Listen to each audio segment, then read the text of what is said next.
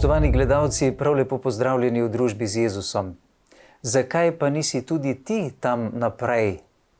Nekako tako je jasno zaslišal besede pod korom domače cerkve pri Sveti Maši pred mnogimi leti naš današnji gost. In sedaj že veliko let tam naprej, pomeni tam spredaj, kot duhovnik. To je gospod župnik iz župnije Ruše pri Mariboru, Robert Senčar. Dobrodošli, gospod Senčar. Hvala lepa. Na različne načine gospod kliče, na zelo zanimiv način vas je izzval s temi besedami. Ja, zelo zanimivo. In sicer to je bil čas srednje šole, gotovo tudi boja, kar danes vidim, za poklicno pot oziroma boja za prihodnost. Na eni strani strojna šola, kovinarska šola, po drugi strani pa želja že odprej biti duhovnik. In pri eni izmed svetih maš domači župnijski cerkvi sem naprej opazoval prijatelje iz osnovnošolskih let, oziroma to sta bila bogoslovca tik pred posvečenjem, ki sta bila takrat, ko sem jaz začel ministrirati, starejša ministranta, kot smo rekli, tako tisti, ki so nas uvajali v ministriranje. In ko sem jo tam naprej zagledal, mislim, da sem bil star 17 let, sem nekako v sebi začutil ta glas ali pa to sporočilo, zakaj pa nisi ti tam spredaj. Čeprav zanimivo, da ste že iz prvih razredov osnovne šole čutili ta klic gospoda. Ja, zelo zanimivo, namreč vedno, ko sem imel čas in sem premišljeval o svoji poklicanosti, delal kakšno refleksijo, nikoli nisem prišel nekako do konca, pa mislim, da je tako tudi prav. Odkot poklic, zakaj poklic? Ker to je res Božje, ne? Saj tako jaz to dojamem. In tudi, namreč zakaj to govorim? Zato, ker tudi, če me vprašate, zakaj sem začel ministrirati, ne vem. Vem, da sem bil z mamo enkrat v naši cerkvi, pri eni maši. In mislim, da je bilo neko žegnanje, nekaj takega je moralo biti. Neki dogodek je bil, to vem. In takrat sem jaz videl tudi tam naprej te fante, ki so župniku nekaj pomagali. Takole. Pa jaz tisto opazujem in vem, da sem jaz doma takrat rekel mami, mama, jaz bi tudi to tam delal, ne? Ali pa pomagal župniku ali kakorkoli. Je rekla, veš kaj, jaz župnika lahko vprašam, ne? Pa bomo videli, kaj bo rekel. In vem, da je prišel župnik takrat ob božičnih praznikih, to je bila pri nas še navada in še je, da pride duhovnik enkrat letno v dom blagoslovi. Se kaj z njim pogovorimo, spijemo kavo, recimo, če ima čas, če mora iti naprej, potem ne. Drugače pa cilj obiska duhovnika je, da blagoslovi dom. No? In takrat ga je mama vprašala, je rekla, Robi bi ministriral, ne, tako pač pravi župnik, reče, jo, v redu, naj kar pride. No, in tisti fantje, ki so bili takrat naprej že s kaplanom potem, ki je bil takrat pri nas in so mu pomagali, so bili takrat bogoslovci oziroma prej starejši ministranti. In to je župnija Razkrižje? Ja. Župnijska cerkev svetega Janeza Nepomuka, tako. Ki je bil tudi, oziroma je nekako priprošnik, zavetnik za dobro spoved. Ne? Tudi, tako. Bil je mučenec. Mučenec. Zaradi spovedne mučečnosti. Mučečnosti je daroval življenje, ker je kralj hotel zvedeti, kaj se kraljica spoveduje. In vemo, da smo duhovniki vezani na spovedno mučečnost tudi za ceno smrti. Je bil obglavljen oziroma ostal brez glave in vržen v reko, in zato je tudi priprošnik proti poplavam, proti naravnim nesrečam. In mislim, da Janeza Nepomuka lahko vidimo upodobljenega kot podobo v vseh cerkvah, ali pa vsaj skoraj vseh cerkvah, kjer je blizu večja reka. No, tako. Vaša starša sta vam dom ustvarila na Veščici? Ali Ja. v Veščici pri... Veščica pri Razkrižju, oziroma Veščica se reče, to je vas pred Razkrižjem, spada v župnijo in tudi sedaj v občino Razkrižje. V tistem času sta bila oče in mati, ki sta se poročila leta 70, 15. avgusta leta 70, na delo v Avstriji. Oče je električar in je tam delal kot električar v elektrarni, mama pa kot bolničarka v bolnici. In tudi ona dva sta se odločala tudi v tistem času, ali družina ostane v Avstriji, ali se preselijo nazaj domov.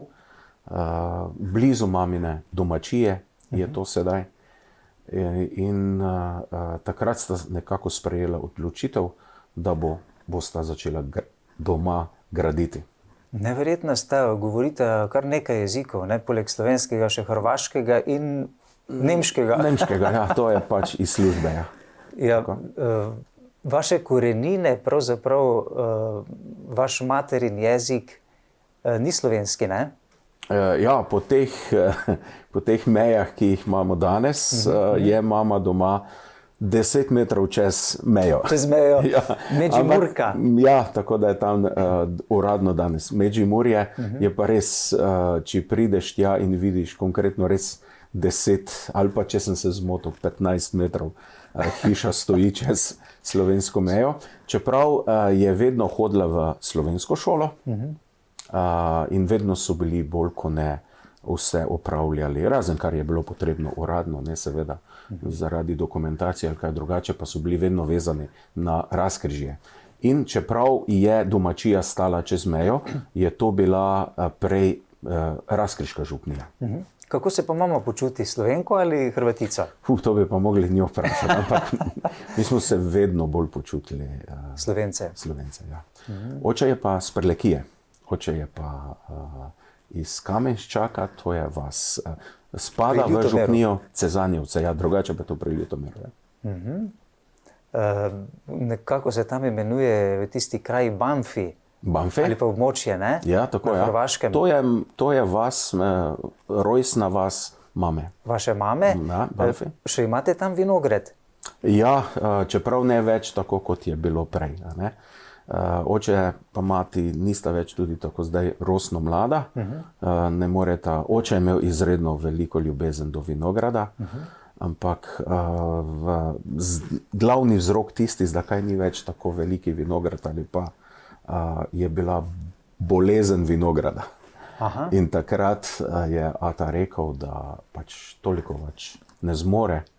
Bo pa gotovo, kolikor ga jaz poznam in vem, bo tam na mesto vinograda pa stalo kako drevo sadno ali pa kar bo lažje za upravljati. Ker ata ima poleg elektrike, kar je bila njegova stroka, veliko ljubezen do narave, do zemlje. Imate pa gotovo tudi velik blagoslov, praznovala sta namreč že zlato poroko. Ja, tako ja. Zlato poroko smo obhajali tako v družinskem krogu, ker je takrat bila že korona in smo takole naredili doma, so obhajali zahvalno sveto mašo, tako čisto preprosto. In potem smo se pa srečali v Rušah, družina, in smo začeli tako, da smo šli v Mariborsko stolnico na Slomškov grob. Mama zelo časti tako škofa Slomška. In tam ste imeli molitve? In tam smo potem zmolili v zahvalo Mariji, tudi litanije. Potem smo šli na eno družinsko kosilo v Ruše, kava, sladoled in take naprej, stvari pa v župnišču. Ja, človek bi pričakoval, ker ste sedaj tako zelo povezani s cerkvijo, da ste že iz korenin bili tako, vaša starša, da sta vas tako vzgajala, da ste bili zelo močno povezani s cerkvijo ali kako? Ne čisto tako. Nismo bili družina, ki bi bili tako močno povezani z cerkvijo. Ne? Tu so bile tudi nedelje, ko nismo obiskovali nedeljske maše redno tako. Torej bolj tradicionalni verniki. Tako, bolj tradicionalno. Lahko pa mirno rečem, da smo pa vedno čutili veliko spoštovanje do cerkve, do duhovnikov. Recimo o duhovniku kot otrok nisem nikoli slišal neke slabe besede, kakorkoli. A ne? Se pravi, niso nas vzgajali tako, da bi bili vsak dan v cerkvi. V cerkvi. Pa verjetno tudi molili niste skupaj, ne? Vsak dan. Tudi družinske molitve, takšne, kot jo recimo bi poznali danes, ne, ni bilo. Ne? Zato ste čudež pravzaprav vi danes in vaši starši, da ste se tako zelo približali Bogu. Ampak po drugi strani pa, kot sem omenil, veliko spoštovanje oziroma vedno so nam znali, danes to vidim, za kar sem hvaležen, predstaviti tudi pomen cerkve. Čemu pa pripisujete vi to milost, da ste tako zelo v Bogu danes vsi skupaj? Nekdo je molil v ta namen, predvsem zgled vere, odkot bi mi to lahko črpali, je gotovo dedek. Dedek je pa bil, se pravi, oče od mame, dedek je pa bil zelo veren. Ne? Ampak veren, tako tisto tradicionalno veren, ampak redno. To ni bilo nedelje, da dedek ne bi šel Torej bil zvest vernik. k maši, zvest vernik, zvest cerkvi, zvest tudi duhovniku. Veliko spoštovanje do duhovnika in najbrž, ali pa verjamem, da je tukaj tudi ali pa večji prispevek, ali pa večji del Njegove molitve. njegove molitve. Tako. Ga je pa Bog na nenavaden način odpoklical. Ja, dedek je bil takrat, se spomnim, jaz sem bil 8. razred in pri nas so še vedno, kot rečemo, velike spovedi. Velika spoved pomeni, da se je šlo še posebej sveti spovedi za Božič in pa Veliko noč, kjer smo šli vsi, veroučenci, starši, potem dedki, babice, prav vsi. A ne? In zato smo rekli velika spoved, ker je bila cela fara tam.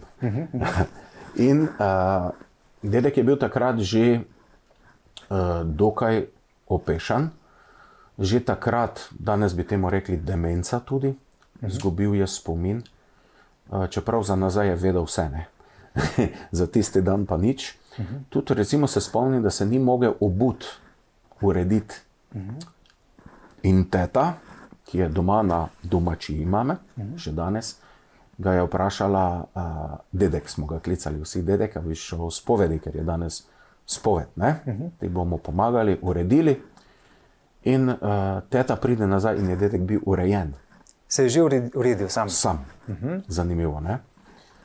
In potem smo se srečali vsi v cerkvi, kjer smo opravili spoved. In navada velike spovedi je bila, nekaj časa je trajala spoved in potem je bilo vmes obhajilo, da so lahko pristopili po spovedi k obhajilu. In dedek je po opravljeni spovedi šel k obhajilu. Jaz sem sedel 3-4 klopi nazaj za njim, se zdaj živo spomnim.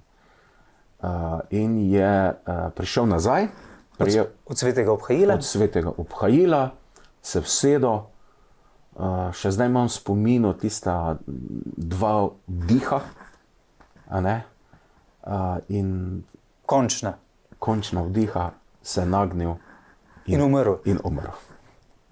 Torej iz cerkve po opravljeni sveti spovedi in prejetem svetem obhajilu ga je Bog sprejel. Tako, ja. Tako. Potem je pristopil duhovnik in ga je še mazilil, ker po, recimo ob smrti še vedno lahko seveda mazilimo. In vem, da je drugi duhovnik, ki je to videl, ker je to več duhovnikov spovedovalo, je rekel, samo takšno smrt si želim, ali pa nekako v tem, gotovo je to nekaj najlepšega, smislu. Ne? Ja, tako.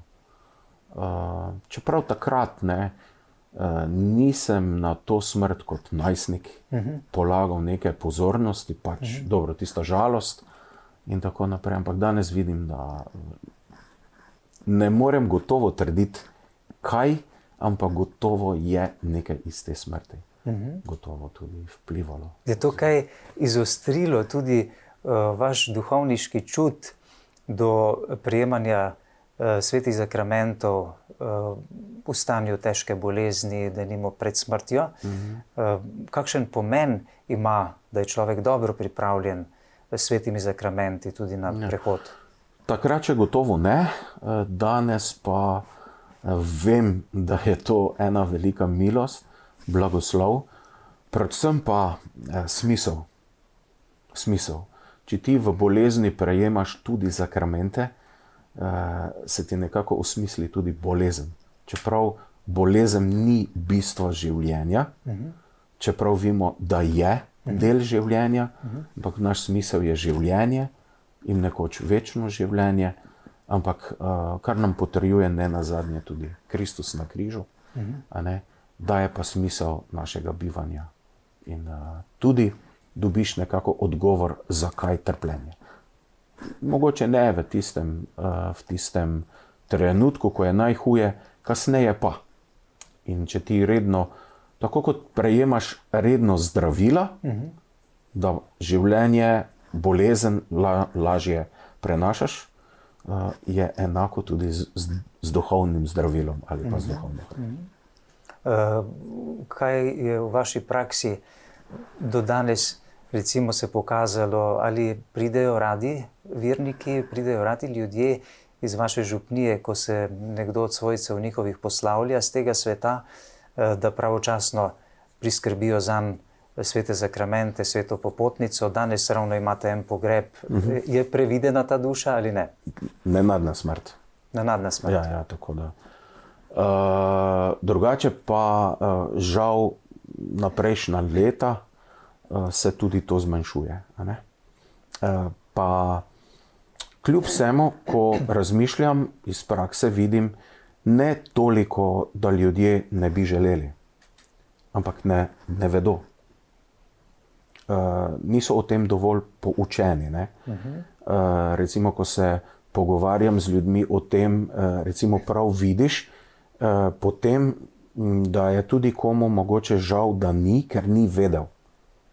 Ampak ni vedel. Recimo, človek, ki je v komi, jih velika večina ljudi, vsaj tako jaz vidim, misli, da tu več ni pomoči, da tudi duhovnika ni potrebno. Zakaj? Ker so navajeni, da duhovnik prinese obhajilo, recimo.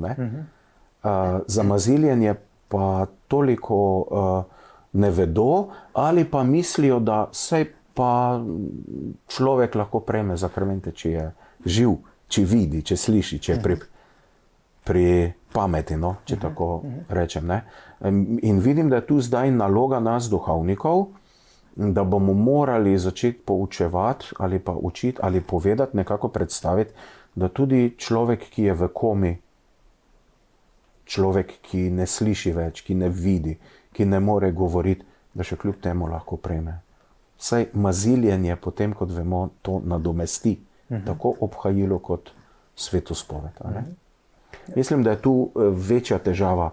Ne bi si upal trditi, da bi nekdo, vsaj kar imam jaz izkušnje, tudi če nekdo ni redno prakticiral vere, pa ni obiskoval, ni bil redni nedeljnik, da bi rekel, to pa mi ne bomo.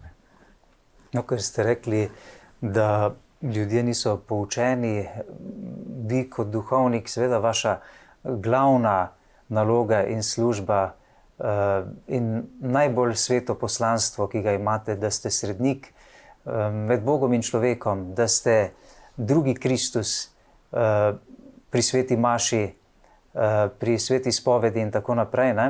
Pa vendar poučevanje vernikov, širjenje evangelija je tudi bistveno. Ja. Ali se vam zdi, da je danes manjko nekako tega poučevanja, teh osnovnih stvari za vernike, ker pravite pač, da ljudje niso poučeni? Ja. Manjka to, kar je mogoče bilo v preteklosti. Jaz rečem takole, ko smo veliko gradili na akciji, tudi sam sem bil deležen tega, Recimo, ko sem bil jaz birmanec, mladinec, recimo se je veliko dogajalo. Ne? Vemo, takrat so bile mladinske skupine zelo močne, tudi sam. Ne? Jaz se spomnim, pri nas doma ni župnik, da bi nas kaj posebej vabo, ne? Mi smo se kar sami izbirali, recimo. Ne? In veliko dogajanja, veliko se je pelo, tudi molilo, veliko je bilo na teh dekanijskih srečanjih in tako naprej. Ne? Mogoče smo pa kje malo pustili to poučevanje in smo ostali mogoče malo preveč na zunaj, zdaj pa nam to manjka. Ne? Izhajate iz župnije, ki je dala v času, to je mlada župnija, ne? Mlada župnija, v bistvu, ne. Leta, zanimivo, ne, ker smo bili pod zagrebško škofijo, je to tam bilo možno, celo med drugo svetovno vojno, mislim, da leta 1942 se je župnija ustanovila. Ne. In od takrat je bilo, zdaj govorim o pokojnih že, duhovnikih in sestrah, ki so že v večnosti, in pa nas, ki smo še živečih, 18 redovnic in pa 8 duhovnikov. Neverjetno. Ja. To je pa res zelo plodovito, ne? So tudi ljudje tako zelo globoko verni tam? Ja, tudi, ne. Pri nas je nekako bilo vedno normalno, ne, če smem tako reči, da je nekdo v semenišču in nič ni bilo čudno, da je nekdo v semenišču. Mogoče je kdaj začudenje, a on vredo, ne, ampak... Hrvati so vendarle, ker ste tam čisto blizu, vendarle malo bolj ponosni kristjani kot mi. Ja, imam na drugi strani tudi žlahto, ne, na drugi strani meje. In ko opazujem zdaj kot duhovnik, vidim, ni vsa žlahta tako praktična, ne, se pravi, da bi šli vsako nedeljo. Je pa vera del njih, to pa se vidi. To je pa razlika, se mi zdi, od nas. Ne. Če se še malo vrnem v vašo otroštvo, vaša mlada leta, osnovnošolska, vi ste imeli nekako razporejeno, kaj imate na 1., 2. in 3. mestu, ne? V vašem vsakdanu. Kaj je bilo na 1. mestu? Ministriranje. Ministriranje. Ja. To je bilo, kolikor se je dalo redno? Redno, tudi med tednom. Tudi med tednom. Kaj pa na 2. mestu? To so pa bile dejavnosti, kot so ribolov. Ribolov. Pa nogomet. In nogomet. Na 3. mestu pa potem... Čekaj, cajta ostalo šola. Za šolo. Se je to potem kaj pokazalo ob koncu šolskega leta spričevalo? Zelo, temu primerno spričevalo. Ja, zaradi tega, da niste upali niti gospodu župniku s tem spričevalom, da bi vstopili v malo sevedišče na začetku, ne? Ja, meni je bil boj tam 7., 8. razred. Tako kot vsak najstnik drugi, ne, sem iskal te poklice, kaj bi jaz v življenju bil. Duhovniški poklic od 4. razreda nekje nekako prednjači.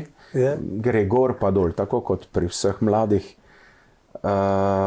Ampak jaz sem imel nekako v sebi prepričanje, da lahko gre v semenišče nek mladi fant, ki se dobro uči, ne, ki ima dobre ocene. Ki recimo ima dobre ocene, ki je recimo prav dober, odličen. Ne. Ker to pa je bilo nekako znano, vsaj pri nas, ne, da pa je to težka šola, ne, to ne moreš ti kar tak v semenišče iti, ne, in tako naprej. No in jaz nisem upal iti k župniku s tistim spričevalom, sem mislil, pa mene bo človek nagnal, ne. Ste šli reči še v drugo šolo prej? Ja, in potem sem se odločil pač nekak silom prilike ali kakorkoli, pač glede na tisto spričevalo, ki si ga videl, pa vse skupaj sem se odločil za strojno šolo, pač, ne. In potem ste naredili strojno šolo koliko let? 2 leti sem hodil v tisti program, ko smo imeli šolo in prakso, veliko prakse. In po 2 letih smo šli potem na prakso in sem šel prav na firmo. V službo? V službo, lahko rečem danes. Ja, kje ste delali? To je bila firma takrat, ki se je ukvarjala v Ljutomeru z strojništvom, se pravi kovinarstvo in elektro. Takrat konkretno, če smo konkretna, so se začela pojavljati in delati kabelska televizija. In mi smo opravljali. To je bila firma Teoten, ki se je predvsem ukvarjala z kabelsko televizijo. In takrat je bilo dela ogromno, ne, in, ogromno mladih. Rabili so, mi smo rekli tam, fizičarje in strojnike in električarje. Tako delali smo pa vse od tega, da smo kopali tisti jarek, kjer je šel potem kabel noter, ne, pa vse do napeljave, do hiše. Tako da ste si pridobili delovnih izkušenj. Ja, tako lahko rečem mirno, da sem vsaj, če ne drugo, spoznal, kako se služi vsakdanji kruh, ja, recimo v eni konkretni službi. Ne. Po drugi strani ste pa že imeli iz mladih ministrantskih let kolege v bogoslovju in ste se kaj zanimali, verjetno, kako gre študij, pa ja, kako... Zanimivo je bilo to obdobje, ker en čas je na tem področju potem bila, nam rekel, ravno tema, ne? Ampak videl sem pač neki del življenja, šole, poklica je opravljen na nek način. Potem sem imel pred sabo, sem rekel, zdaj bo treba vojsko iti, šoferski izpit, polnoleten si, če videl sem v službi, ne? Če hočeš recimo res opravljati, tam je treba tudi peljati kaki kombi in tako naprej, skočiti sem, skočiti tja. Potem bomo si najbrž ustanovili kako družino, ne? Na nek način sem sprejel, ampak danes vidim, da je bilo to obdobje dokaj burno, ne? Dokaj burno. V iskanju v bistvu, ne? Čeprav se tega niti nisem zavedal. Torej niste bili nekako dokončno zadovoljni s tem? Ne. Danes vidim, da v tistem življenju, ki je bilo sicer lepo, tako mladostno, poleg prej omenjenega tudi nogometa, sodelovanja tudi v domači župniji, tako lahko danes rečem, nekako na pol sem še sodeloval v gasilskem društvu. Ampak nekaj je kljuvalo, vendar. Ampak tiste prave sreče pa ni bilo, ne. Sreče ni bilo, ne, tudi ko sem si nekako, kot prej omenjeno, načrtoval družino, tudi na tem področju. Se niste videli najbolj? Ni uspevalo, no, takole, ne. Ni uspelo, tako da me je najbrž Gospod iskal, jaz pa njega. No, sedaj lahko sestaviva to zgodbo z začetka, kar sva povedala, ne? Da ste potem bili poklicani pod korom. Pod korom. Ne? No in pol je prišla tista maša, mislim, je bila tista maša en praznik gotovo, ker če so fantje bili doma, bogoslovci, potem za praznike smo šli bogoslovci domov, ne. Je moral biti en praznik in tam sem potem zaslišal tisti glas, povedal potem kaplan, takrat je bil kaplan gospod Rola, potem župnik postal pri nas in sem mu povedal, kaj se mi dogaja. Začetku me ti ni resno vzel, ne. Jaz sem tudi nazven malo zgledal kot vsak drugi mladostnik, malo z daljšimi lasmi, ne. Tako kot je bil takrat neki najstnik oziroma mladostnik, no, fant star 17-18 let. No. Potem, ko ste vstopili v malo semenišče, ste opravljali šolo še naprej? Ja, potem je bilo potrebno naprej, ker to ni bila popolna srednja šola. Naprej sem šel v šolo strojno v Mariboru, kjer sem bil sprejet, pa še 3 slovenščino, matematiko, pa nemški jezik sem še moral opraviti en taki izpit. In potem sem tam nadaljeval strojno šolo v Mariboru, na katero imam zelo lepe spomine, res. Torej kot semeniščnik. Tudi in takrat sem bil sprejet. Pa je potem bilo dovolj to za vstop v bogoslovje in na teološko fakulteto? In je pa nastala naslednja ovira, čeprav danes jaz temu ne bi niti več rekel ovira, to je bila že potem nova država, ne, Slovenija, kjer se je začel spreminjati tudi šolski sistem. In takrat je prišla na plano matura, ki je pogoj, oziroma da si šel na fakulteto ali pa višjo šolo, s poklicno šolo, to sploh nišče več ni razmišljal, pa to ni bilo možno. No, ampak v semenišču je pa bil tako zvani pripravljalni letnik. Danes bi rekli 3+2. Tisto, kar še je manjkalo, je bilo treba. Kar še je manjkalo za vstop na fakulteto, bogoslovje, in tam smo se pripravljali potem za fakulteto, ker smo imeli same take predmete, res priprava na fakulteto, kot je seveda domači jezik, slovenščina, tuji jezik, potem latinščina, zgodovina cerkve, veroslavje, filozofija in tako naprej. Vaše predstave predtem o bogoslovju, pa potem v praksi, kaj ste spoznali? Ja, spoznal sem, da gre za čisto konkretno življenje. Pomeni, od zunaj si imel predstavo, da je to zelo tisto strogo, da nikamor fantje ne smejo, da se gre domov samo za praznike, da nimajo stika z domačimi.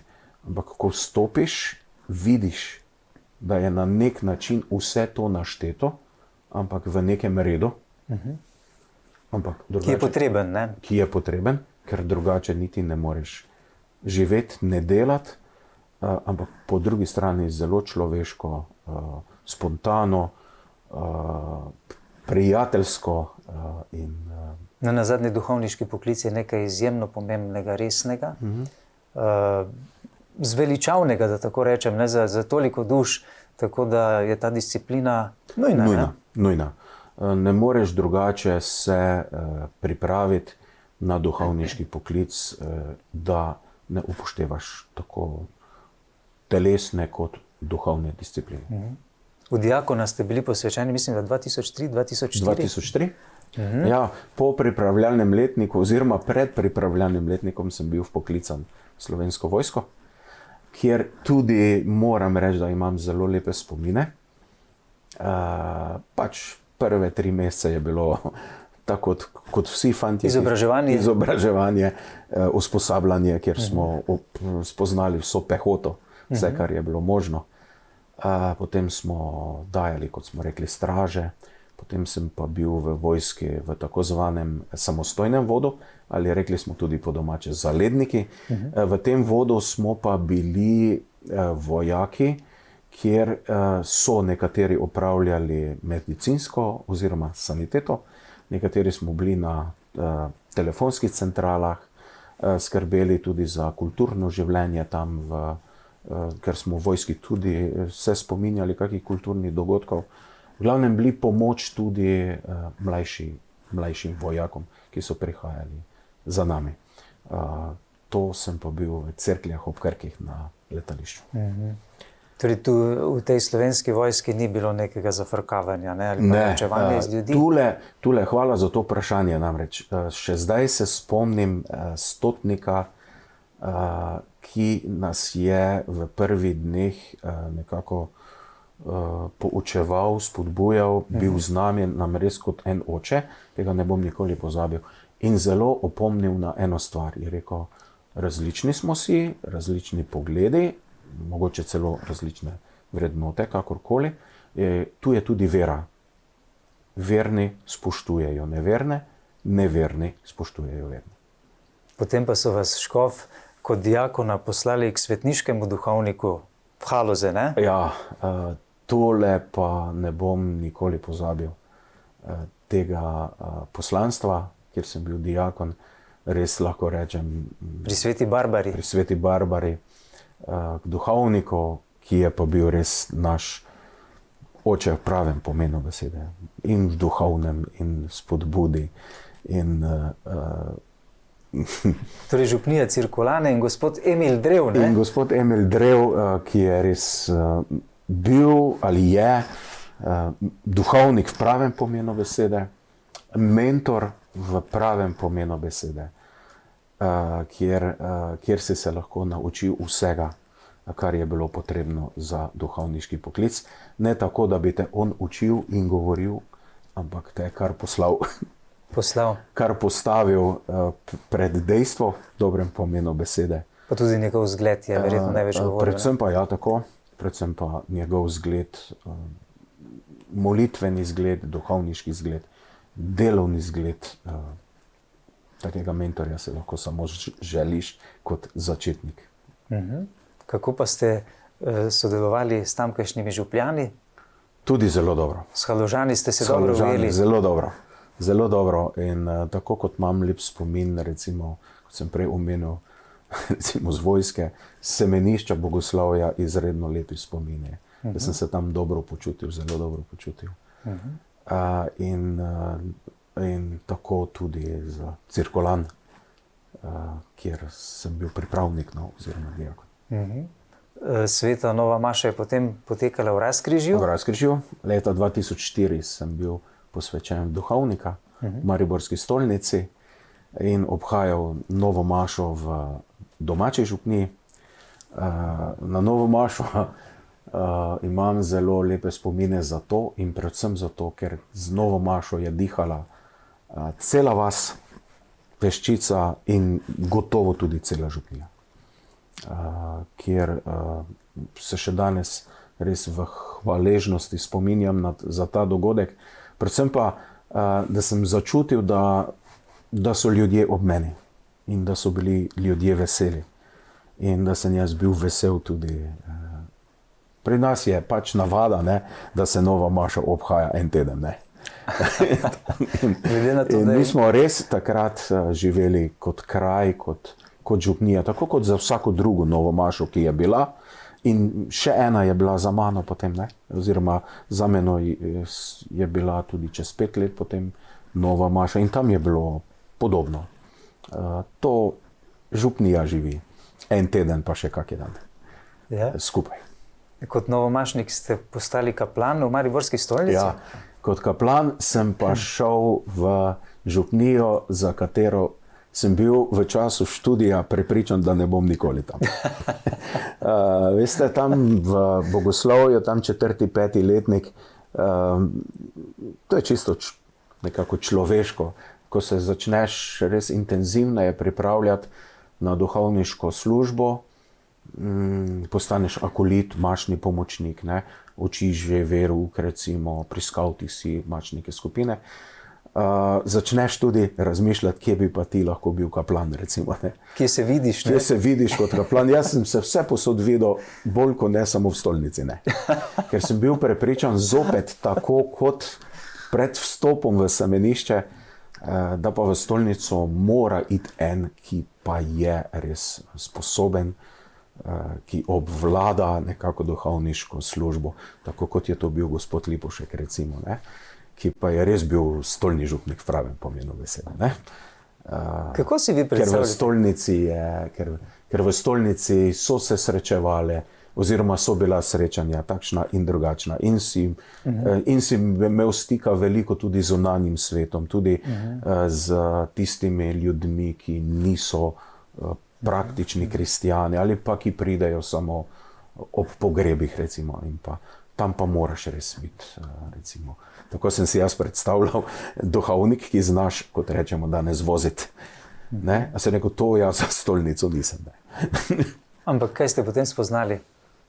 Ampak pol sem spoznal, da to, kar včasih danes rečemo, človek obrača, Bog obrne.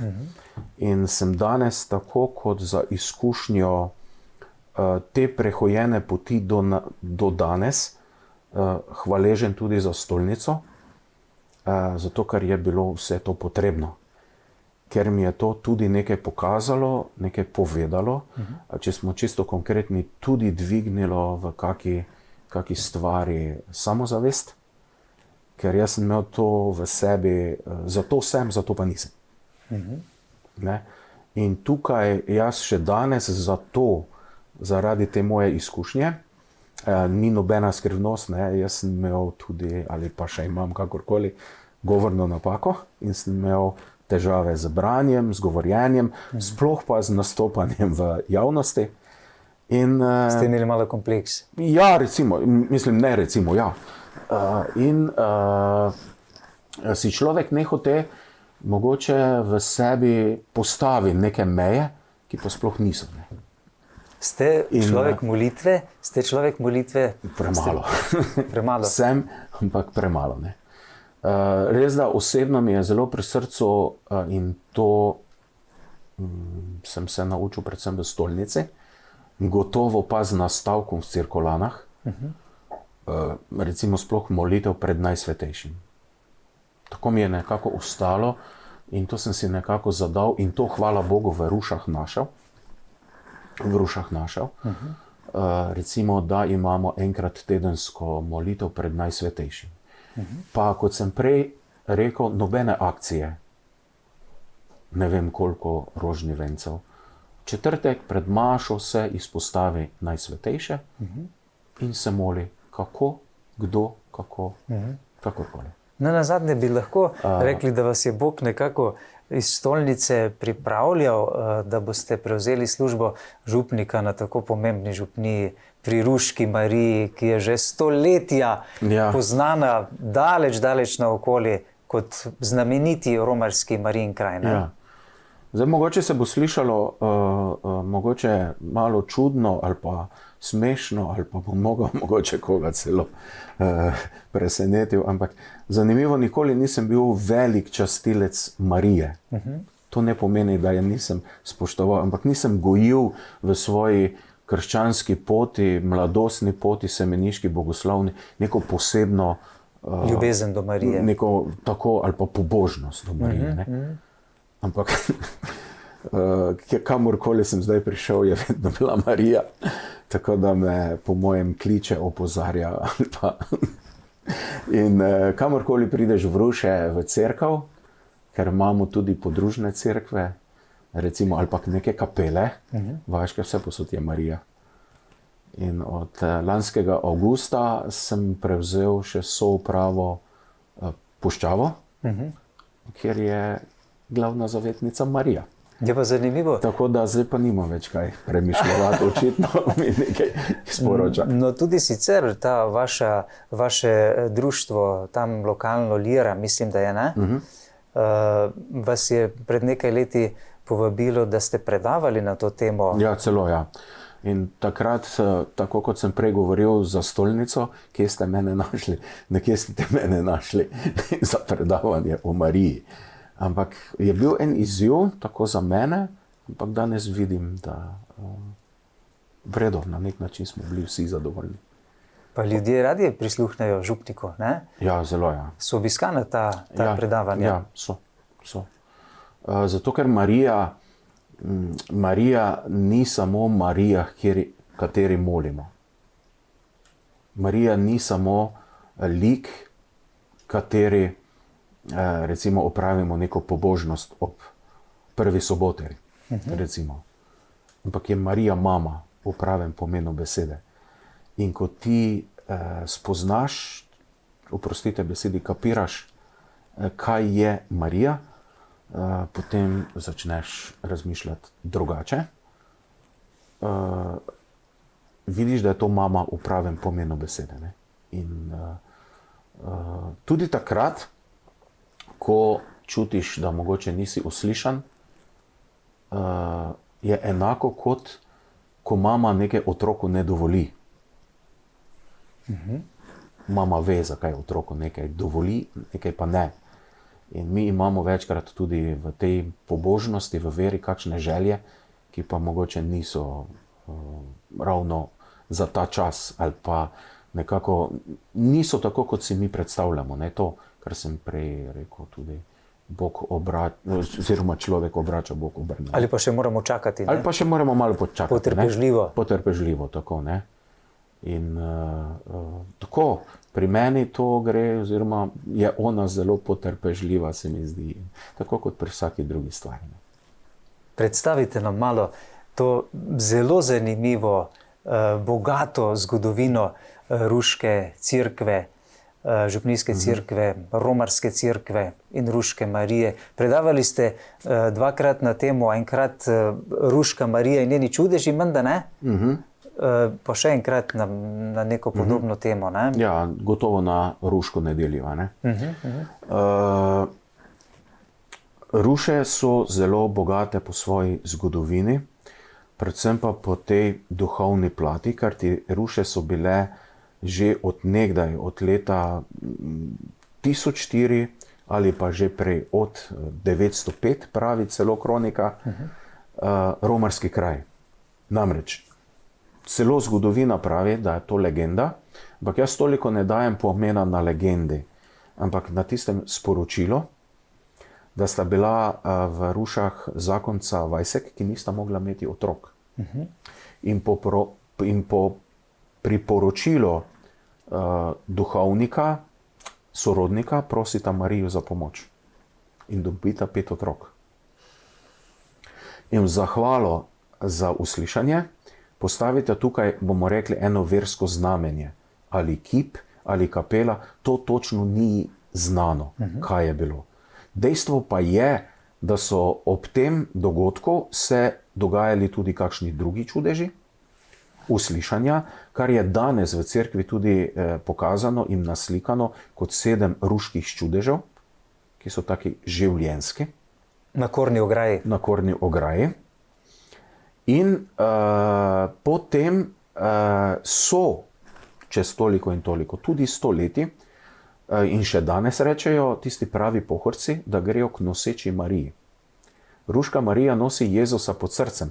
Ko boste stopili v cerkev, boste videli, da ima Marija na prsih sonce. Ampak to ni sonce, ampak je, če smo čisto konkretna, hostija, piše gor IHS, torej Jezus Kristus, odrešenik, in Marija ga nosi pod srcem. Torej noseča Marija. In naša Marija je še posebej priprošnica za družine oziroma za pare, ki ne morejo imeti otrok. Jaz tukaj pa zelo verjamem v ta uslišanja, v te čudeže. Zakonca 5 let prosita za otroka, ga dobita po 5 letih na Marijino nebovzetje. To je vaša izkušnja že tukaj? Ja, prosimo še za enega otroka, če bi bila milost, oziroma prvorojenka rojena na sveti večer, 24. december.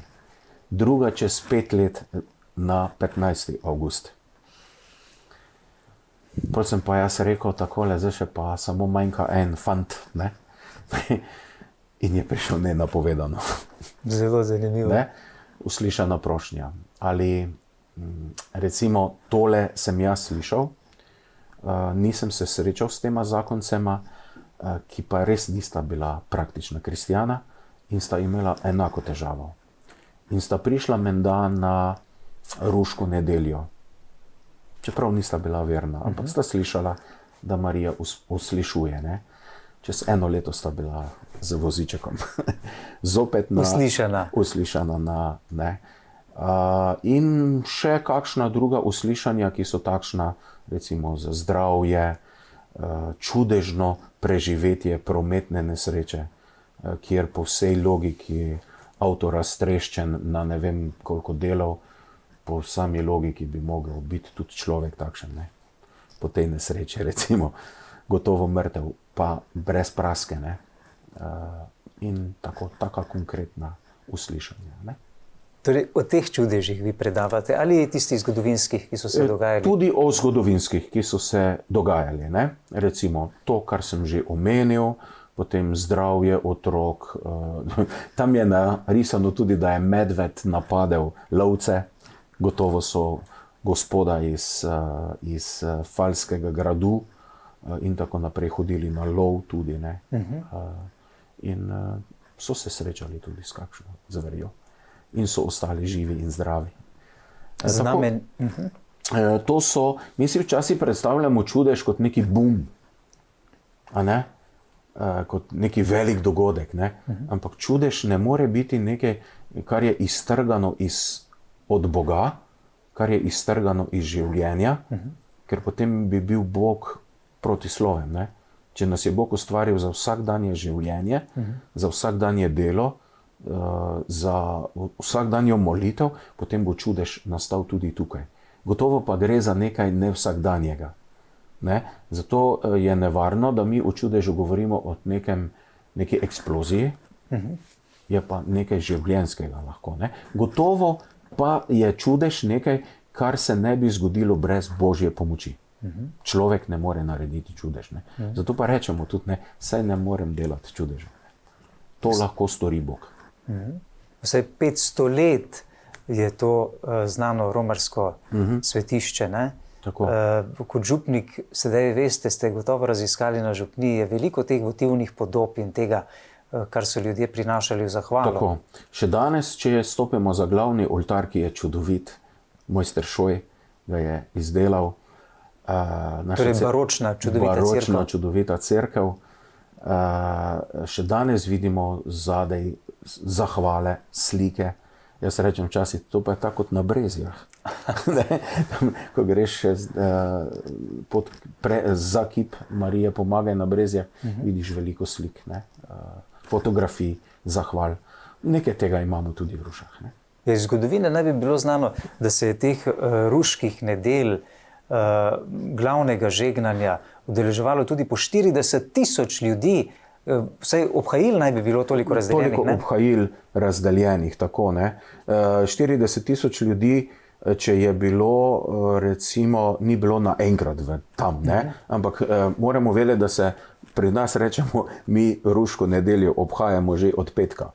Tako da imamo, rečemo, ruški petek, tako da vi ste dobro prišli. Ruška sobota in pa ruška nedelja. Ne? Ste rekli, da ste ves teden praznovali novo mašo, tako da ste že bili navajeni. Navajeni, ja. Včasih imamo že tudi kaj v četrtek, tako ne.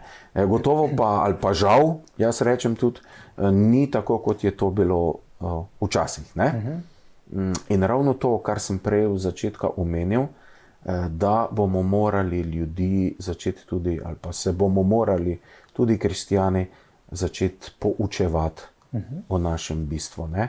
Da romanje ni samo, da se odpelješ v neko cerkev, kjer obhajaš mašo, kjer počastiš pač tistega svetnika, kamor si romal, tako zdaj še pa gremo malo na izlet. Ne? Tudi to mora biti. Da ne bo pomote, ne? Hvala Bogu, tudi to mora biti. Vsega mora biti, ne? Ampak da vemo, zakaj smo verni. Mi moramo vedeti, zakaj gremo k obhajilu, zakaj gremo k sveti birmi, ne nazadnje, zakaj se poročimo, ne nazadnje, zakaj postanem duhovnik. A ne? In mi si moramo usmisliti zakramente in bistvo zakramentov. To je velika vrednost. Da to ni samo, da rečemo, glej, to je pri nas taka navada, to bomo pač opravili. Ne? To je premalo. Ne? In jaz, recimo, ko imamo pripravo na krst, ko imamo pripravo na obhajilo, pripravo na birmo, jaz imam tudi zelo rad tako en pogovor z starši. Ne? Včasih so rekli srečanje starši, zdaj pa da jim povemo, kaj vse morajo. Ne? Jaz rajši povabim in rečem na pogovor. Zato, da in jim tam poskušam tudi nekako povedati, zakaj bomo otroka krstili, zakaj gremo k obhajilu, zakaj gremo spovedi, zakaj gremo k birmi. Recimo mladim povem tudi, mladim, ki se pripravljajo na birmo, povem, glejte, k birmi greste predvsem zato, da se boste v življenju tudi znali odločati. Ker če bi šli k birmi samo zato, ker je to stvar 8. razreda, potem bi vas pač pobirmali v 8. tam začetku, pa konec. Ne? Zakaj bi se matrali v birmanskih skupinah, pa verouk in tak naprej, če bi to bila zgolj navada. Ampak vi se morate na to pripraviti, pa se moramo na to pripraviti. Hočete povedati, da so v preteklosti ljudje vendarle, vsaj znano je iz zgodovine v Rušah, na to ruško nedeljo, prihajali in ostajali več dni? Ja, tako kot omenjeno, ne? Recimo, mi začnemo ruško nedeljo v petek. Ne? In jaz to še posebej imam rad zato, ker je to spomin na tiste stare čase romanja, kjer je bilo bistveno, da so se srečali v cerkvi. In potem, če je to bilo 2 dni, 3 dni, potem je pa res prešlo 40,000 ljudi. Mimo oltarja ali pa šlo okrog oltarja Marije, ne, in opravilo spoved in molilo, spali celo v cerkvi. Ne. In cerkev, recimo v Puščavi tudi, če preskočim malo, ne, je točno tako zgrajena. Zgoraj imaš prostor, kjer so romarji spali, ker je tudi tam romarska cerkev. Ne. Ja, očitno ste si malo pomagali, vaša Marija v Rušah in njena mama, sveta Ana. Ana, ja, tako, gotovo. Ta romanja, ki so bila včasih, niso bila kar tako iz neke navade, ne? Ampak so dajala tudi smisel bivanja. Ne? Tudi ljudje so včasih trpeli, ne samo danes.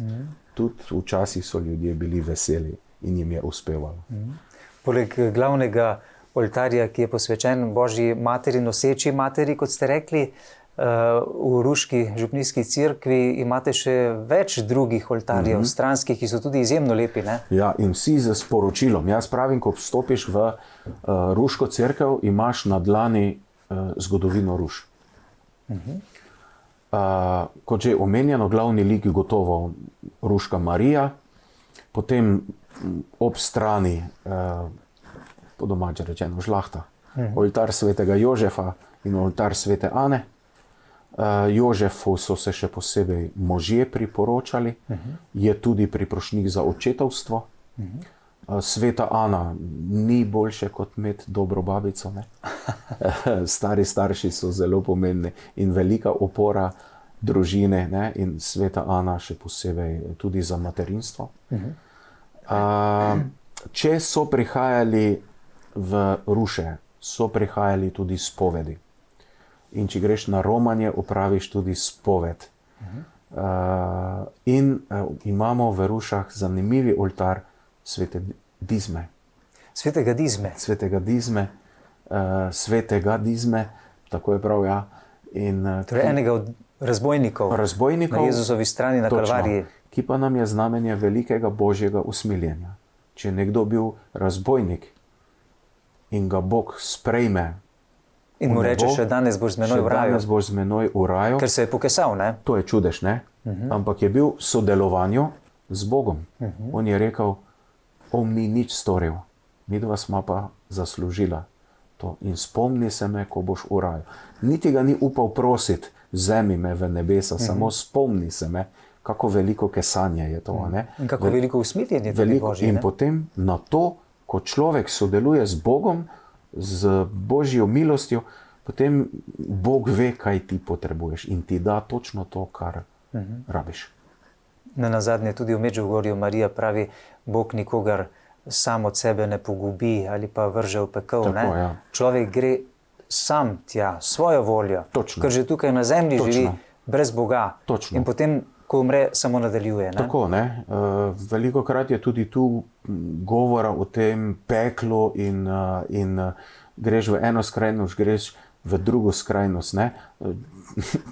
Tako kot z Bogom, če res človek gre sam v pogubljenje, ker se sam za to odloči. Ne. Tudi hudič nima moči, če se ti odločiš za dobro. Ne. In zato, če mene kdo kdaj vpraša kot duhovnika, joj, gospod župnik, tam pa ropota, pa tam ropota, se neko, nič se ne bojte. Če ste povezani z Bogom, hudič nima moči. Nima moči, ne. Če ste pa v grehu delali kaj takega, pa se dogaja, kar ni prav, ja, potem pa tu pa ni nekih, potem ne. Ne moreš ti nekaj delati slabega, pa obenem prositi za blagoslov. Ne. To je kontradiktorno. Ne gre skupaj, ne? Ne gre skupaj, ne. In tam je oltar Božjega usmiljenja in kar je veliko znamenje, da človek vedno lahko začne znova. Je pa takole narejeno, ko stopiš v cerkev, pogledaš na strop proti glavnemu oltarju, zasledimo vse Marijine čednosti, se pravi tudi njeno pomoč, in jaz temu pravim, to je neka pot veselja. Čez to pot, pa tudi če pogledamo v stranske kapele, je pa gor Kalvarija in sta oltarja križanega in pa žalostne Matere Božje. In tako nam čudovito predstavi ta cerkev, da je naše življenje prepleteno z veseljem in trpljenjem, ampak ta pot veselja je daljša. Gotovo ste z vašim pričevanjem danes tukaj prek televizije mnogim gledalkam in gledalcem dali misel ali pa željo, da bi prišli k vam na romanje k Ruški Mariji. Danes je veliko ljudi, ki ne morejo imeti otrok, denimo, že morda po tej plati. Ne? Kdaj je najboljše priti k vam na romanje? Ruška nedelja poteka kdaj? Ruška nedelja je vedno nedelja po 8. septembru. Čeprav naš praznik ni 8. september, rojstvo Marije, ampak 12. september. To je ime Marijino. Ta praznik je uvedel papež z namenom takrat velike zmage kristjanov nad Turki. Torej, to je v resnici cerkev Marijinega imena. Marijinega imena. Zato obhajamo vedno in tako si je najboljše zapomniti, ker na vsake 4 leta pride ta praznik dokaj pozno, tam nekje okrog 14. septembra in vsi mislijo, da je naš praznik 8. september. Ampak Mala maša. Mala maša. Pa ni, ampak 12. september. Torej, eno nedeljo. Ruška nedelja je vedno nedelja po 8. septembru. Tako da najhitreje je to 9. September ali pa potem čez 7 dni. Sicer pa vaše redne maše vsak dan? So pa vsak dan zvečer, v zimskem času ob 5, poletnem času ob 6:30, v sredo imamo zjutraj mašo, nedelja pa je zjutraj ob 7:30 pa ob 10. V puščavi pa imamo ob 8:30. Vi ste sedaj tukaj že menda 17 let, koliko? 16. 16 let. Ja. Kako se počutite med temi podpohorci in pohorci? Ja, dobro, zelo dobro. Moram reči, da se počutim v Rušah zelo dobro. Tako tudi bil sprejet zelo dobro, tako da so določene specifike, kot je to značilno za vsako župnijo. Jaz rečem vedno tako, kar je drugje, mogoče ni v Rušah, pa bi to pogrešal, je pa v Rušah nekaj, ali pa z lahkoto, kot rečem, kar pa drugje ni. Tako da iskati te malenkosti iz župnije v župnijo, ali pa še slabše nekaj posnemati, se nikoli ne izide. Ja, lahko se dobro počutite, gospod župnik, kajti sedaj bom izdal našim gledalkam in gledalcem, imava skupno dobrotnico, ki živi v Rušah in vsak dan za vsakega od naju zmoli ves rožni venec. To je nekaj izjemnega, ne? Ja. Ne bova izdala imena, naj ne ve levica, kaj daje desnica, da bo potem oče lahko bogato povrnil, ne? Ja, to se čuti, ne? Lahko potrdim gotovo, ker drugače človek včasih težko zvozi. No, bilo mi je veliko veselje, prepričan sem tudi našim gledalcem, da ste bili naš gost v oddaji V družbi z Jezusom. Želimo vam, da ostanete zdravi v teh tako težkih, turbulentnih časih, kot pravimo, da bi lahko še dolgo opravljali to službo župnika. In če Bog da, pridemo na romanje k Ruški Mariji. Dobrodošli. Hvala lepa. Hvala lepa. Hvala pa tudi vam, spoštovane gledalke in gledalci, za poslušanje.